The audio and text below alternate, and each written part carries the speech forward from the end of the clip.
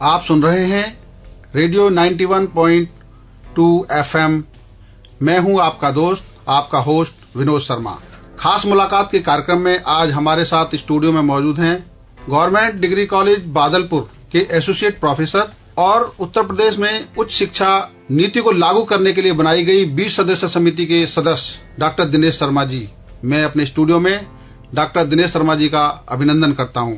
Doctor साहब नमस्कार। नमस्कार। मैं ये जानना चाहता हूं कि अभी तक उच्च शिक्षा के क्षेत्र में आपने काफी दिन काम किया है और उच्च शिक्षा की नीति लागू करते समय जो ये बदलाव आया है इस पर थोड़ा प्रकाश डालिए। और अभी तक आप किस किस कॉलेज में अभी तक काम करते रहे हैं? जी, मुझे जॉब करते हुए 20 वर्ष हो चुके हैं। जी जी। और प्रदेश के आप कह सकते हैं ग्रामीण क्षेत्र से लेके एक मेट्रोपॉलिटन सिटी सभी जगह मैंने काम किया है। मैंने नोएडा में भी काम किया है, मैंने भदोही में भी काम किया है और मैंने पिहानी में भी काम किया है, फतेहपुर में काम किया है, क्योंकि गवर्नमेंट जॉब में ट्रांसफर होते रहते हैं। तो एक शिक्षा में कहाँ क्या दिक्कत है उसका एक कहते हैं प्रैक्टिकल अनुभव मेरे पास है। अगर हम शिक्षा नीति की बात करें तो शिक्षा नीतियाँ लगभग हमारी 35 साल बाद एक दूसरी शिक्षा नीति हमें मिली है, जिसकी बहुत जरूरत भी थी। और मैं कई बार चर्चाओं में कहता हूँ ये शिक्षा नीति शिक्षा के लिए इस तरह है जैसे गीता बाइबल कुरान की हम बात करते हैं जी। तो वही शिक्षा में क्या है, गीता बाइबल कुरान की तरह एक बहुत अच्छा डॉक्यूमेंट है हमारे पास। और यदि वाकई ये जमीन पे लागू हो गया जी, तो हम न केवल अपने देश के छात्रों को अच्छी शिक्षा दे पाएंगे, वरन जो आज हमारे देश के छात्र बाहर जाते हैं वो इसी देश में रुकेंगे और बाहर के छात्र भी हमारे आएंगे। तो इस शिक्षा नीति को न केवल ये देख के डिसाइड किया गया कि अंतर्राष्ट्रीयकरण हो, बल्कि ये भी देखा गया है कि हमारी अपनी जो मौलिक चीजें थी देश की या जो हमारा कल्चर था, सभ्यता थी, उसको बचाते हुए हम एक अंतर्राष्ट्रीय स्तर का एक हम पैटर्न प्रदान करें अपनी शिक्षा नीति में। तो जो उच्च शिक्षा नीति अब नई आई है और जो वर्तमान चल रही है उसमें मूल रूप से क्या अंतर आपको नजर आया? एक हम इस मामले में कई बार कहते हैं जो पेंडेमिक आई उसने उच्च शिक्षा नीति के एक पोल को कहते हैं उच्च शिक्षा नीति दो चीजों पर टिक हुई है इस वक्त जी। एक तो करिकुलम जो सिलेबस है हमारा पाठ्यक्रम बहुत हिस्सों को कवर करेगा, और दूसरा उच्च शिक्षा में डिजिटल ICT का यूज जो हमारे यहाँ अभी तक हो रहा था लेकिन गाये बगाए थोड़ा और लोग कर रहे थे। पेंडेमिक ने एक ऐसा ऑप्शन दिया कि हम उस डायरेक्शन में बहुत तेजी से गए। अगर अंतर की बात करें तो अंतर एक तो हमें पैटर्न वो देखना था कि जिससे बाहर के छात्र हमारे छात्रों में या हमारे छात्र वहां जाएं तो हमारे क्रेडिट या हमारे जो सिस्टम वो एकदम एक्सेप्ट हों। तो अगर इसकी बात करें तो एक तो इसमें जो सिस्टम आया है मल्टीपल एग्जिट और एंट्री सिस्टम। इसका मतलब क्या है कि अभी तक BA या BSc या BCom में जो छात्र एडमिशन लेता था उसे 3 साल पढ़ना जरूरी था। किसी कारणवश 1 साल छूट गया, उसके बाद 2 साल छूट गया तो बेकार हो जाता था उस समय। अब शिक्षा नीति में क्या है, 1 साल कोई पढ़ा तो वो सर्टिफिकेट प्रोग्राम करके वापस जाएगा, वो 1 साल उसका वेस्ट नहीं है, उसे एक सर्टिफिकेट मिलेगा। 2 साल स्टडी किया उसे डिप्लोमा मिलेगा और 3 साल पूरा करता है तो डिग्री मिलेगा। अच्छा। यानी उसका कोई समय बेकार नहीं हुआ। और बाई चांस कई बार ऐसा होता था जो शिक्षा में आते थे 12th करके आज स्टूडेंट आते थे, जॉब लग गया, NDA में चले गए या कोई और जॉब लग गया, फिर उन्हें काफी 2 या 4 या 6 साल बाद जॉब करने का लगता था मैं अपनी डिग्री पूरी करनी है। तो ये शिक्षा नीति मौका ये देती है कि आपने 1 साल उधर पूरा कर लिया, अब 2 और 3 साल पूरा करिए, आप डिग्री ले लीजिए। तो एक तो ये मल्टीपल एग्जिट एंट्री वाला पॉइंट है, बहुत फ्लेक्सिबिलिटी छात्रों को प्रदान कर रहा है। इससे अपनी इच्छा से अपने रोजगार की जरूरत है, बहुतों के घर की कंडीशन अलग है, तो कई बार क्या होता है ऐसी परिस्थितियां हो जाती हैं कि पढ़ाई बीच में छोड़नी पड़ती है। जी। तो इसमें छोड़ने में कुछ वेस्ट नहीं होगा बच्चे का, जितना समय उसने इस्तेमाल किया है उसके अगेंस्ट उसे कोई ना कोई सर्टिफिकेट, डिप्लोमा या डिग्री मिलेगी। एक सिस्टम और इसमें जो चेंज किया गया है कि हम UG को 4 ईयर भी लेके आए। मतलब अभी तक स्नातक 3 साल का ही होता था जी। सिर्फ एग्रीकल्चर की बात छोड़ दें तो नॉर्मली 3 साल का था, बाकी एक एक्स्ट्रा साल दिया हमने इसमें, जिसमें हमने ये कहा गया है कि ये चौथा साल जो है वो रिसर्च के लिए डेडिकेटेड होगा।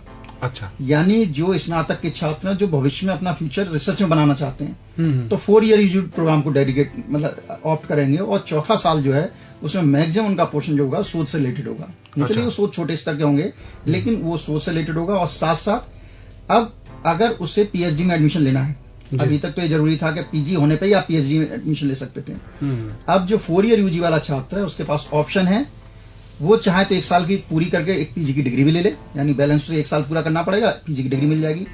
यदि उसे लगता है मुझे PG नहीं करना, मुझे सीधे शोध में जाना है, तो PG वाला भी शोध में आ सकता है PhD करने, और 4 ईयर UG भी PhD करने जा सकता है। अच्छा। यानी 1 साल बचा के वो सीधे भी जा सकता है, उसे लग रहा है नहीं मुझे डबल डिग्री चाहिए, मुझे मास्टर डिग्री भी चाहिए, तो बचा वो 1 साल पूरा करके वो पूरा करने के बाद उधर सीधे रिसर्च फील्ड में जा सकता है। अच्छा। तो रिसर्च को बढ़ावा देने की बात की गई है कि रिसर्च हम हर स्तर पर लाएं।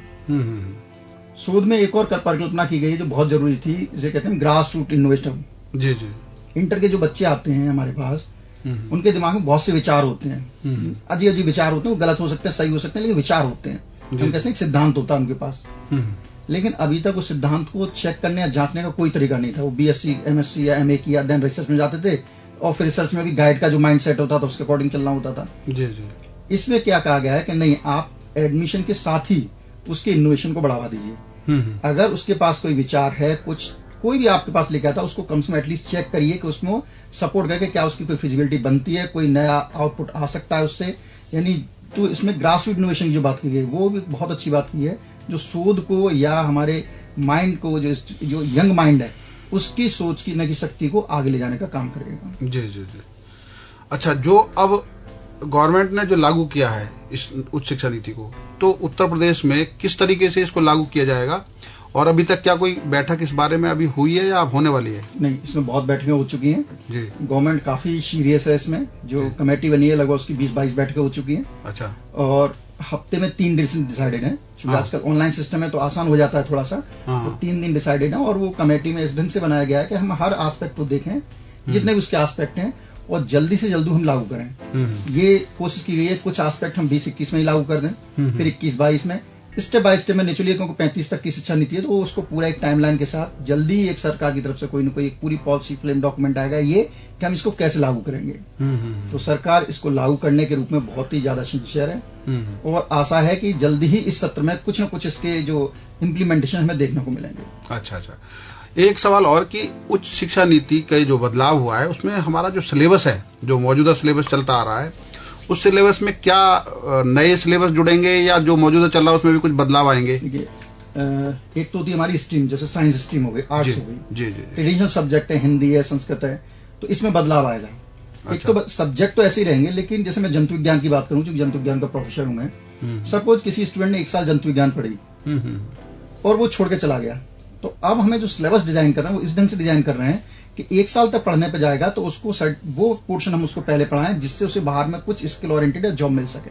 अच्छा अच्छा। तो उसको रीओरिएंट किया जा रहा है पूरे सिलेबस को। जैसे क्लासिकल जूली है, मान लीजिए जूलॉजी है, इनवर्टिब्रेट वर्टिब्रेट, उस बच्चे को पढ़ने की जरूरत है जिसे पीएचडी करनी है या एमएससी करनी है। तो अभी तक क्या होता था कि हम उसको फर्स्ट ईयर में पढ़ाते थे। अब नेचुरली ये सिस्टम आ जाएगा तो उसे हम थर्ड ईयर की तरफ शिफ्ट करेंगे, और उसके से हेमेटोलॉजी के पार्ट हैं, बायोकेमिस्ट्री के पार्ट हैं, जो आजकल चलते हैं, इस्तेमाल भी होते हैं, उनको हम जल्दी लाएंगे ताकि बच्चा अगर 1 साल में छोड़ रहा है तो कहीं ना कहीं स्किल जॉब पा सके। तो एक तो इसमें ये बात की जा रही है कि जो हर सब्जेक्ट का कोई ना कोई स्किल ओरिएंटेड पार्ट है हर सब्जेक्ट में है, कि उससे कुछ रोजगार मिल सके, तो वो तो करना ही करना है मेजर कंसेप्ट में। दूसरा क्या होगा इसमें कि जो अलग से हर बच्चे को कोई ना कोई स्किल यूजी के दौरान सीखना ही सीखना है। अच्छा। एक हुनर मैंडेटरी सीखना होगा, तो वो एक ऑप्शन दिया जाएगा, और उसमें जो भी इंडस्ट्री या योगदान, मतलब जो बाहर के क्षेत्र होंगे उनका मैक्सिमम नंबर वही देंगे, और ये डिपेंड करेगा किस एरिया में कैसा है। जैसे पियानी के क्षेत्र की बात करूँ, शुगर इंडस्ट्री बहुत है, तो उससे रिलेटेड तो बना सकते हैं कोई कोर्स, तो लोकल लेवल पे देखते हुए, लेकिन उसको स्किल से अपना पूरा जरूर करना होगा। अगर डिग्री लेनी है तो उसके दौरान उसे स्किल के पोर्शन को कंप्लीट करना ही करना है। तो सिलेबस में एक पार्ट पोर्शन हो गया कि आप विषय का सोच रहे हैं उसका, कि उस पोर्शन को दिखाएं जिससे रोजगार मिले। दूसरे एक हुनर, जैसे कोई ना कोई हुनर हो जाए, चाहे बढ़ईगिरी आ जाए, चाहे लोहारगिरी आ जाए, कोई भी चीज या एक्सवाइजेड कुछ भी हो सकता है, जिससे अगर कहीं उसकी कुछ छूट जाए या इलेक्ट्रिशियन बन जाए तो कम से कम रोजी रोटी तो कमा सके। तो जो बाहर भी ये चलता है, लेकिन इंटर के बाद चलता है। तो अब ये है कि हाँ, इन यूजी के अंदर और कोशिश सरकार ये कर रही है कि शायद +2 से टाइप कुछ ऐसा हो जाए कि इस दौरान हम उसे कोई ना कोई एक हुनर जरूर दे दें, जिससे वो अपना कुछ कमा के खा सके। नेचुरली अगर क्वालिफाइड अच्छा है तो अच्छा करेगा, लेकिन फिर भी एक स्किल।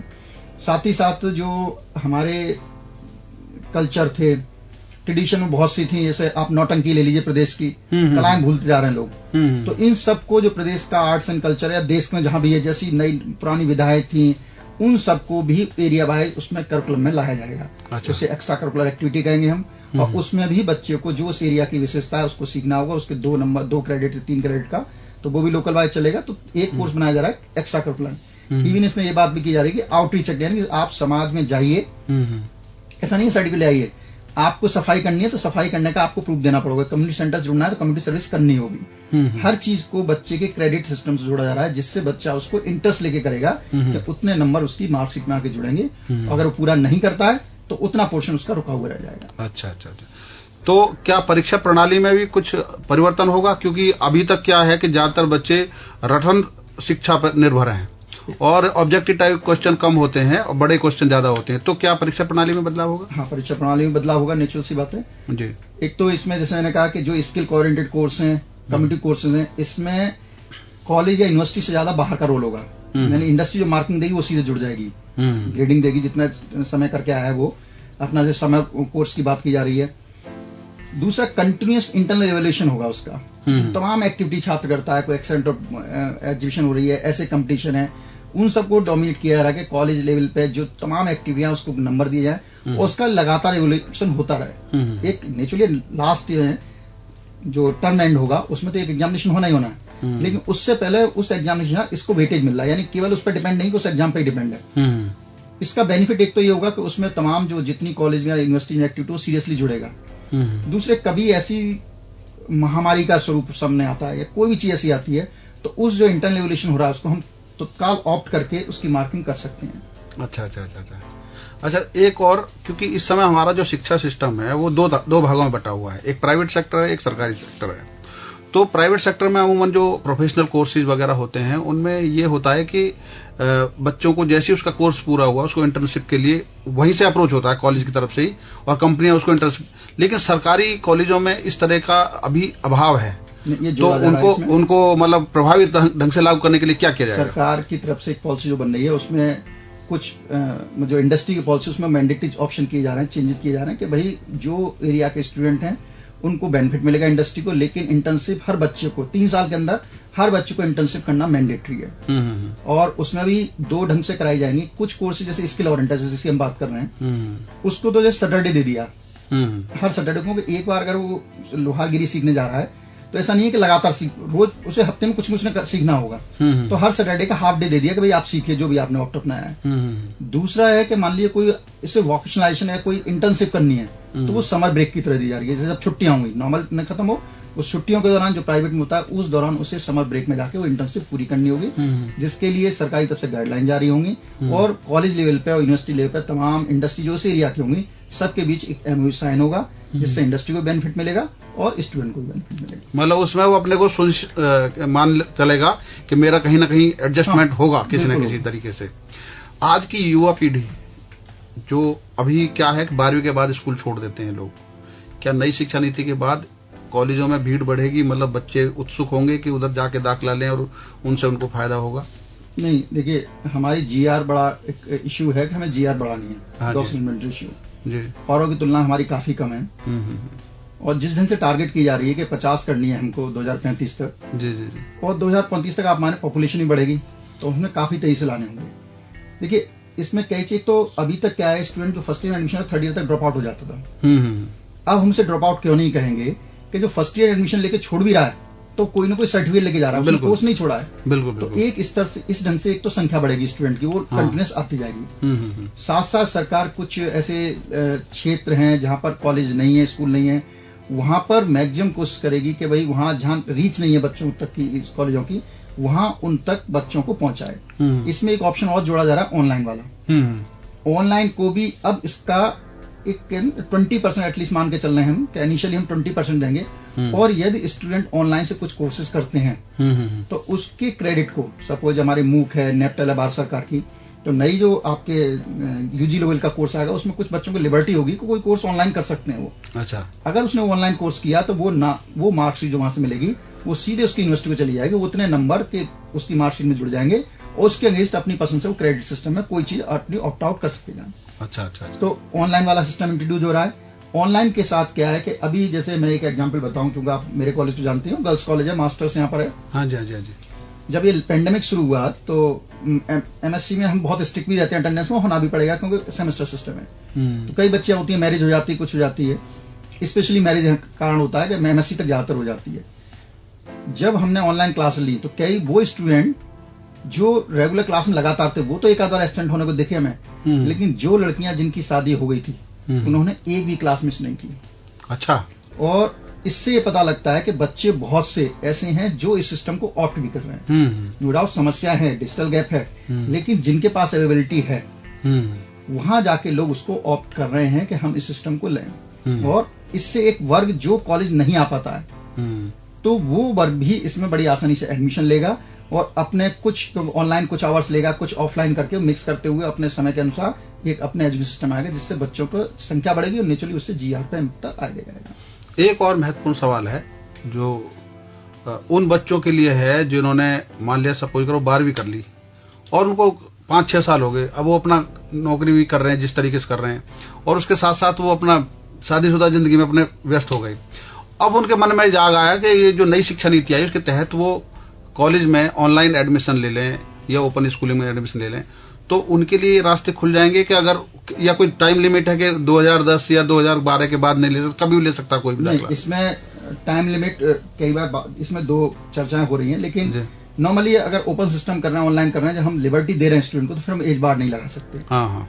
कई जगह समस्या ऐसी आ रही थी चर्चा में कि भाई बहुत ओल्ड स्टूडेंट कई बार आ सकते हैं। हाँ। ये हो सकता है कि भाई बीएससी में एक हमारा इंटर पास बच्चा आ रहा है, किसी को मन लगा कि बीएससी मुझे करनी है 30 साल का या 50-30 साल बाद आ रहा है, 50-60 साल की उम्र का आ जाएगा। तो अब ये है कि नहीं, हम रोकना किसी को नहीं है, वो कितने साल लगेगा, 1 साल 2 साल 3 साल, तो ऐसे बहुत कम स्टूडेंट आएंगे, लेकिन प्रमोट इन्हें करने के लिए ऐसे ज्यादा सिस्टम ऑनलाइन से आएंगे। कोशिश ये सरकार जरूर कर रही है कि हम इंफ्रास्ट्रक्चर ऐसा दें कि जो हमारी रनिंग क्लासेस हैं वो लाइव जरूर हैं, जिससे लोग ऑनलाइन क्लास में उससे उस टीचर से जुड़े रहें जो आपका जो नहीं आ सकते क्लास से जुड़े रहेंगे और लोग कनेक्टिविटी में रहेंगे। तो ये ओपन स्कूल और ऑनलाइन सेंटर इस नई शिक्षा नीति के बाद बढ़ेंगे और जो ओपन स्कूल का सिस्टम है मौजूदा उस स्ट्रक्चर को और मजबूत किया जा सकता है। ओपन स्कूल में थोड़ा सा अंतर है। ऑनलाइन सिस्टम क्या है, ट्रेडिशनल एजुकेशन, ये जो मेरे जो क्लास है, मेरा क्लास ही दूसरा स्टूडेंट पढ़ रहा है।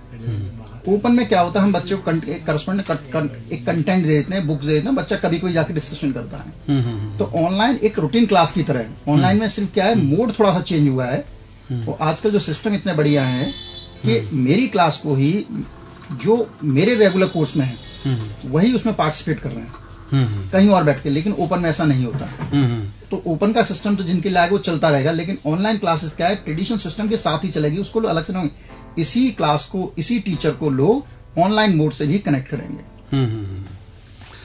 तो उच्च शिक्षा नीति में आपके अनुसार काफी बदलाव आएंगे और ये कब तक कैसे कैसे किस चरण में लागू करनी है, जो आपने बताया 2035 तक की है नीति? कुछ सरकार अभी लागू करेगी, कुछ चीजें से डिजिटलाइजेशन की बात की गई है और उसके तमाम एस्पेक्ट हैं, लेकिन सरकार का ये टारगेट है क्योंकि 2035 तक पूरा इम्प्लीमेंट होना है, लेकिन सरकार का टारगेट है कि हम अगले 4-5 सालों में मैक्सिमम इसको पूरी तरह लागू कर सकें। फेजिक है और वो पूरा 1-2 महीने में पब्लिक में आएगा कि भाई कब कौन किस ईयर में कौन कौन सी चीज लागू होने वाली है।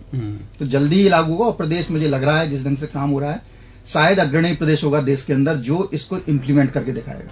अच्छा, एक आखिरी सवाल आपसे कि आपने म्यूजिक थेरेपी में विशेषज्ञता हासिल की है, तो म्यूजिक थेरेपी का ख्याल आपको कैसे आया और उसको कहां तक अंजाम पहुंचाया आपने अभी तक? जैसा आप जानते हैं मेरा जो विषय है वो जंतु विज्ञान है। जी। लेकिन म्यूजिक थेरेपी जो आई थी वो मेरे अपने घर से आई थी। जी। मुझे खुद म्यूजिक में थोड़ा इंटरेस्ट रहता है। जी। लेकिन हुआ क्या, जब मेरे घर में मेरा बेटा होने वाला था, नेचुरल लेबर पेन कॉमन सी चीज होती है, तो उस समय मुझको साउंड, स्पेशल साउंड जितना मैंने पढ़ा था अपने बेस से वो चलाता था, जैसे वैदिक कल्चर में हमारे तो ये देखा कि जब उसका वहां भी रिलैक्स मिला, लेकिन जब ये देखा जब उसका जन्म हो गया और जन्म हुआ जब वो रोता था तो हम उन्हीं साउंड अगर कुछ और बजाते तो नहीं, लेकिन सेम जो कहते हैं ना, तो क्या होता था वो आराम से सो जाता था। तो ये तो होगा पर्सनल एक्सपीरियंस। उसके बाद मैं नोएडा पोस्टेड हुआ, उसके बाद मैंने गवर्नमेंट से प्रोजेक्ट लिया, उसमें हमने चूंकि एकदम हम जो साइंस का मॉडल है वो एकदम मतलब ह्यूमंस पे काम नहीं कर सकते। जी। क्योंकि म्यूजिक थेरेपी दुनिया में नई नहीं है, लेकिन समस्या क्या आ रही है कि इसका अभी तक कोई साइंटिफिक आधार नहीं मिलता लोगों को। तो मेरा काम सिर्फ इतना था कि जो एक्सीडेंट उसको साइंटिफिक आधार, हम साइंटिफिक प्रूव कैसे करें कि अगर कार्डियक प्रॉब्लम में मदद कर रहा है, हाइपरटेंशन में मदद कर रहा है, तो ये कहना बड़ा आसान है, प्रूव कैसे करूंगा मैं ब्लड के प्रोफाइल से। तो मैंने ये चेंज किया सिर्फ इसमें कि मैंने सारे बायोकेमिकल प्रोफाइल, इवन ईसीजी, ये सारी चीजें जोड़ी और उनकी एनालिसिस करने के बाद ये पता लगा कि हाँ बहुत जगह बहुत अच्छा इम्प्लीमेंट है। और इसीलिए 2010 मैंने इंडियन नेशनल म्यूजिक थेरेपी स्थापना की थी कि भाई हिंदुस्तान में नहीं थी, बाकी सारे देशों में थी, बड़े बड़े देशों में। कहने को संगीत हमारी देन है और कई ऐसी चीजें हैं जो कहते हैं संगीत शिक्षा की अगर बात करें तो हमारे कल्चर में हमारी हिस्ट्री में बहुत मिलती है जी जी, लेकिन प्रैक्टिकली अपनाने वाले इसमें अमेरिका यूरोपियन कंट्री सबसे ज्यादा है जिन्होंने बहुत ज्यादा अपनाया। इवन वहाँ गवर्नमेंट की तरफ से ऑथराइज्ड है माइनर सर्जरी में आपको म्यूजिक के वो एनेस्थीसिया नहीं देते माइनर सर्जरी में, वो सिर्फ साउंड थेरेपी का इस्तेमाल करके वो एनेस्थीसिया दे के काम चलाते हैं। और इसको एक आम भाषा में ऐसे समझ सकते हैं जैसे आपके कभी चोट लग जाती है, दर्द हो रहा है जी, खुदा ना खास्ता दूसरी जगह चोट लग जाए तो आपका पूरा माइंड जो है उस चोट को ध्यान रखता है, उसका दर्द ध्यान आने लगता है, जो पहले चोट लगी है उसका दर्द खत्म हो जाता है, भूल जाते हैं। जी जी, जबकि चोट एग्जिस्ट कर रही है कहीं को नहीं हुए तो ये क्या है, डायवर्जन ऑफ माइंड है। और उसमें कई बॉडी में केमिकल होते हैं, हार्मोन होते हैं, मैं बात कर रहा हूँ इस वक्त कोई केमिकल, पूरी एक केमिकल रिएक्शन होती है जिसके परिणाम स्वरूप हमारे बिहेवियर में चेंज आते हैं। तो मेरा टारगेट ये है कि हाँ हम डिफरेंट साउंड को आइडेंटिफाई करें, कुछ कर रहे हैं लेकिन और चीजों में बिजी रहते हैं, और उनको आइडेंटिफाई करने के बाद हम कभी भविष्य में ये कह सकें कि जैसे पैरासीटामोल लेते हैं और एनाल्जेसिक है कि बुखार उतर जाता है, तो हम ये कह सकें कि आप इस गाने या इस म्यूजिक को या इस राग को सुनिए तो आपको ये आराम मिल जाएगा। तो टारगेट ये है, लेकिन अभी फ्लक्चुएशन बहुत होता है। कई बार उसमें कई चीजें हैं, किसी को बहुत अच्छा काम करती है, किसी को नहीं काम करती है, तो उस पर धीमे धीमे काम चल रहा है। वाह, बहुत अच्छा एक्सपीरियंस आपने हमारे साथ शेयर किया।